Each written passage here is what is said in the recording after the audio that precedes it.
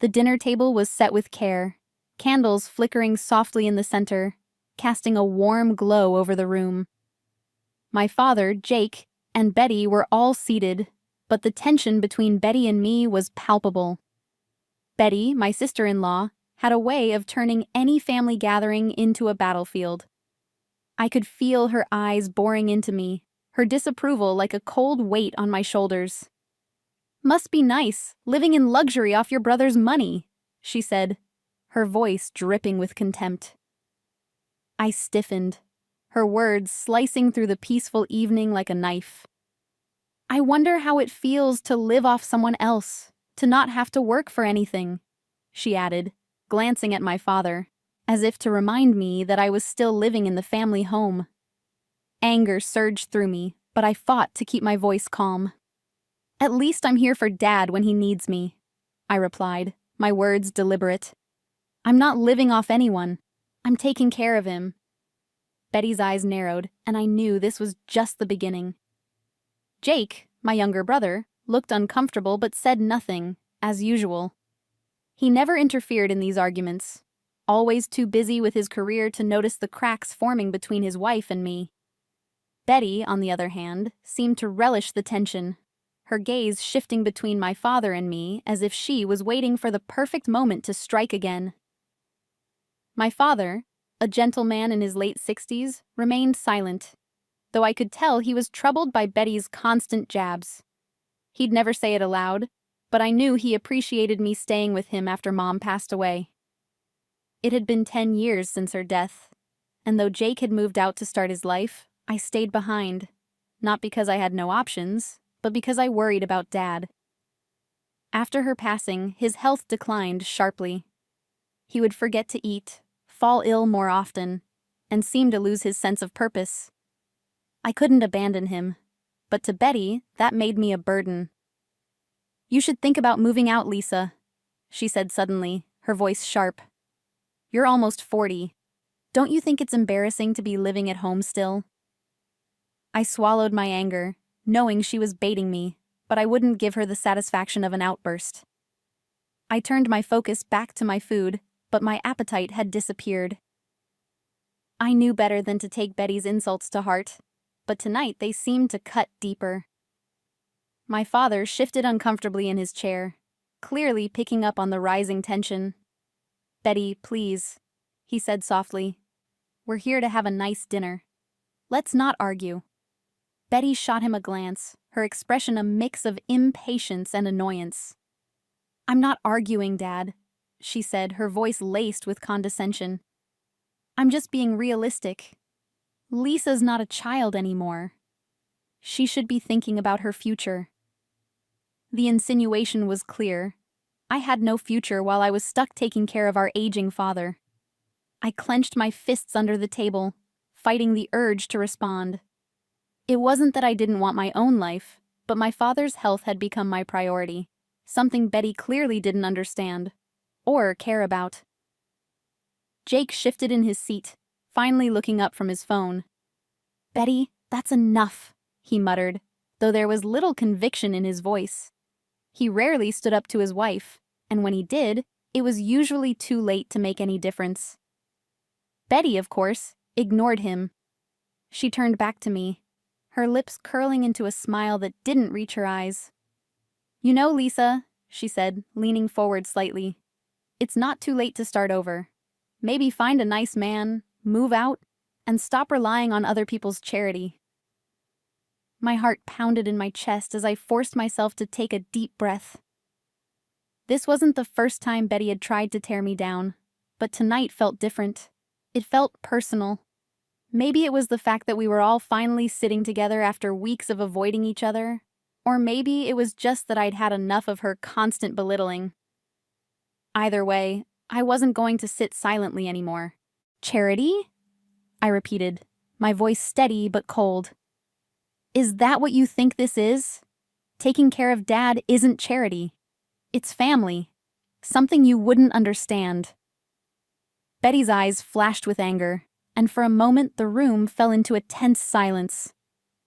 My father looked between us, his face pale, clearly uncomfortable with the escalating argument. I could see the exhaustion in his eyes. He didn't want this. "Lisa," he began softly, but before he could finish, Betty spoke again, her voice low and menacing. "Family," she sneered.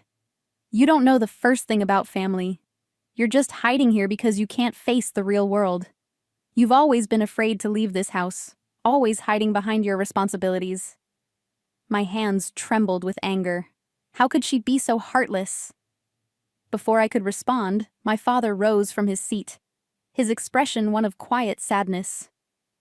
"That's enough," he said firmly, his voice carrying a weight that silenced both Betty and me. "We're done with this conversation." Dinner ended in uncomfortable silence, each of us retreating to separate corners of the house, avoiding one another. As I sat in my room, staring at the familiar walls, memories of my mother flooded back. She had always been the glue that held our family together, the one who could smooth over any disagreement. But now, without her, the cracks were widening. I could feel the weight of my father's declining health pressing on my shoulders, but Betty's words echoed in my mind, stoking a fire I couldn't extinguish. She didn't care about Dad. To her, this was just a game, something to manipulate for her own benefit. I hated to think it, but it was becoming clear that Betty wasn't just cruel. She had an agenda. I had overheard snippets of her conversations with Jake before, about the house, about Dad's estate. It hadn't seemed important at the time, but now, her comments about me moving out made sense. She didn't just want me gone, she wanted control. Control over Jake, over the family, and most of all, over whatever inheritance might be left when Dad passed. A cold shiver ran down my spine. Was this what Jake had married? A woman who saw our family as nothing more than a financial opportunity? Days passed, but the tension between Betty and me only grew worse. My father, sensing the growing divide, tried to keep the peace, but even his gentle presence couldn't calm the storm brewing beneath the surface. Jake, ever the absent brother, was too caught up in his work to notice the strain his wife was putting on our family. And Betty? She seemed to enjoy it, as if every cutting remark, every subtle insult, gave her more power. One afternoon, as I was tidying up the living room, I overheard Betty on the phone. She was speaking in hushed tones, her voice dripping with false sweetness. "Of course, Jake will get everything once Dad's gone," she was saying. "And once Lisa is out of the picture, we'll have full control of the estate." My heart stopped. She was planning something that involved getting rid of me and manipulating Jake. I quietly backed away, my mind racing. I needed to tell my father, but how? He was already so fragile, and I didn't want to burden him with this. But if I didn't act soon, Betty would find a way to push me out for good. I couldn't let that happen. Not while I was the only one protecting my father. The next few days felt like walking on thin ice. Betty's behavior became increasingly erratic, as if she knew I had overheard her conversation. She began planting subtle suggestions, trying to turn Jake and even my father against me. "You know, Lisa's been struggling lately," she'd say to Jake, her voice filled with feigned concern. "Maybe she needs some space, a fresh start." My father, always too kind to see the malice behind her words, began to worry. "Lisa, are you sure you're okay?" he asked me one evening, his voice full of concern. I forced a smile, not wanting to upset him. "I'm fine, Dad," I reassured him, though inside I was anything but fine. I knew Betty was planning something big, and I had to figure out what it was before it was too late. The thought of her gaining control over my father's life, over his estate, made my blood boil. But what could I do? Jake was blind to her manipulations, and my father was too trusting to see the danger lurking beneath her smile. I needed to be careful. If I confronted Betty too soon, she might twist the situation and turn Jake completely against me.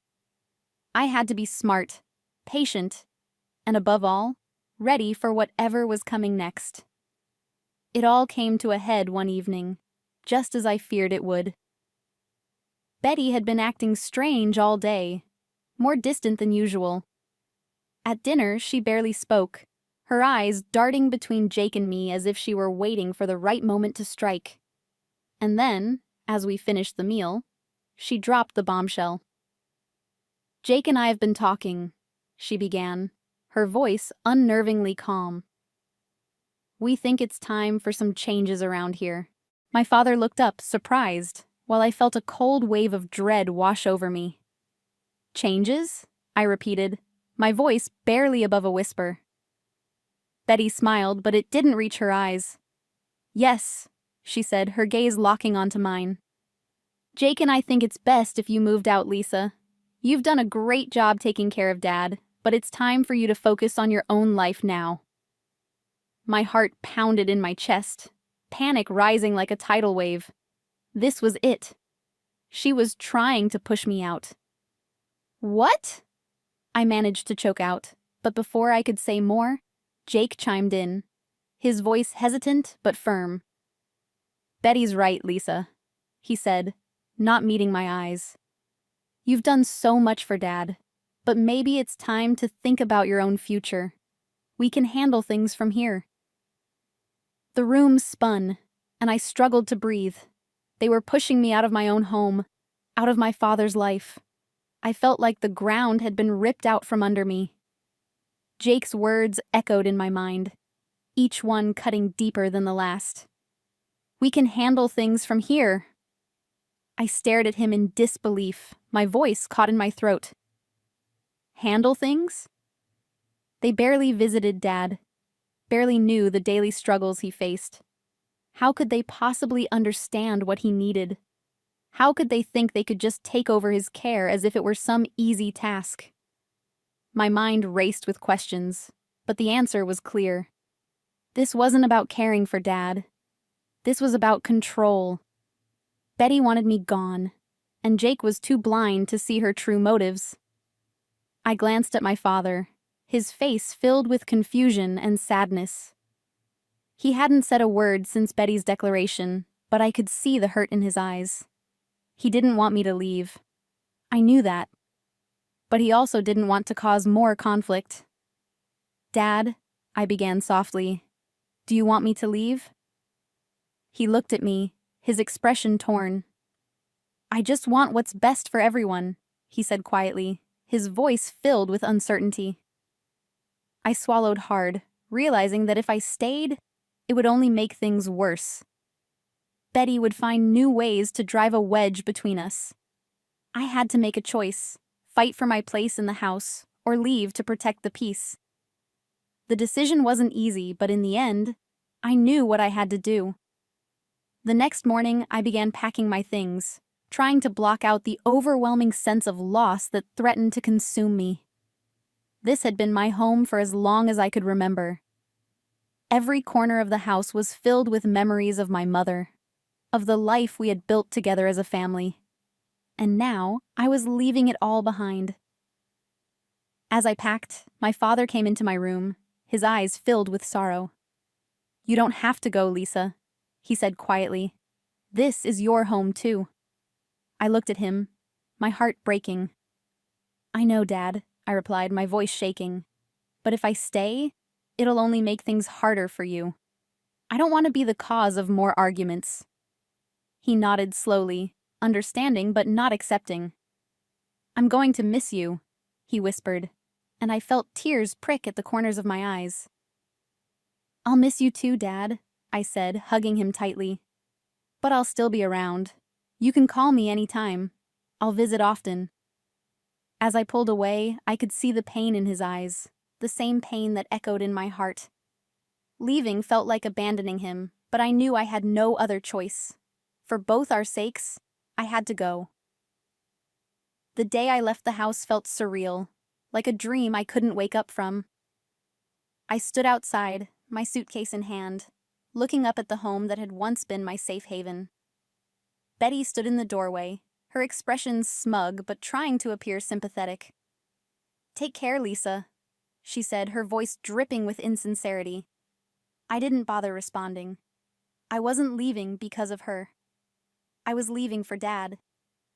As I walked away, I felt a mix of emotions: sadness, anger, but also a strange sense of relief. For the first time in years, I wasn't trapped in the toxic dynamic that had been suffocating me. I had the chance to start over, to build a life that wasn't defined by Betty's manipulations or Jake's blind loyalty to her. But even as I tried to focus on the future, I couldn't shake the nagging feeling that I was abandoning my father to a woman who didn't care about him. Would Betty truly take care of him? Or was this all just part of her plan to control everything? As I settled into my new apartment, I couldn't help but wonder what the future held for Dad. I promised myself that I wouldn't let Betty get away with whatever she was planning.